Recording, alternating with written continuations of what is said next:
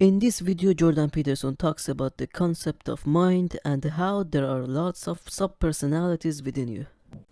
You might say that insofar as people thought of the mind at all, they thought of in philosophical terms, and the mind would be that part of you that you're aware of, like in the Cartesian sense. Descartes said, "I think, therefore I am," and it kind of seems, in some sense, self-evident that you're aware of and have control over the contents of your own mind.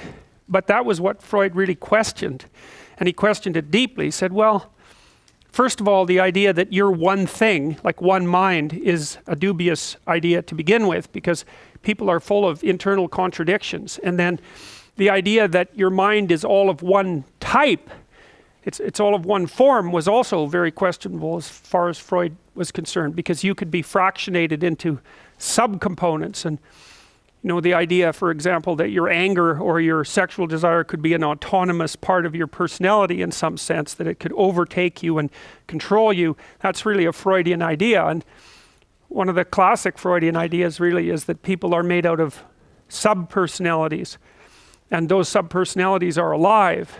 And that's one of the things I really like about the psychoanalytic thinkers, because even the psychologists who say over the last 30 years or thereabouts, since maybe longer now, anyways, since the demise of behaviorism as an ideology, and the admission by psychologists that there is an active unconscious, or many active unconsciouses, which is a better way of thinking about it, psychologists still really haven't come to terms with the idea in any deep sense that these unconscious processes are living things. You know, when psychologists talk, for example, about the cognitive unconscious, they're talking about something that they describe in more machine-like, with more machine-like metaphors, and that's not reasonable. You understand things a lot better if you understand that the subcomponents that make up people, the fragmentary bits of them, and also the biological subsystems that are part and parcel of your being, are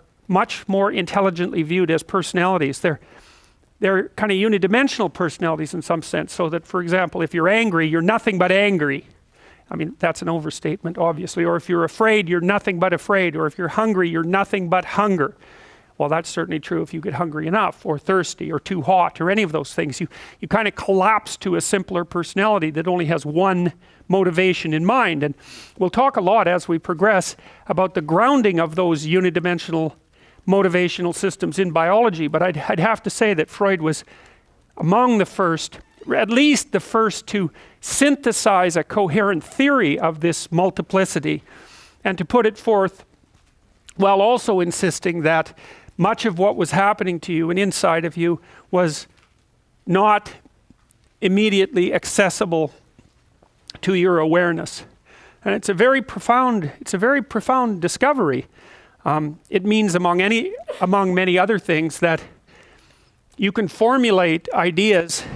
First of all, it means that you can act out things that you don't understand for reasons that you don't understand. It also means that your memory can contain things that's represented in one way, but that can't be understood in another. So, for example, and we know this is true because there are independent memory systems. There's an independent memory system for procedures, that's for actions. There's an independent memory system for what you might describe as imagination, for the memory that uses images. And then there's another system that articulates knowledge, that's the semantic memory system. And it's not obvious at all that the contents of all of those are equivalent.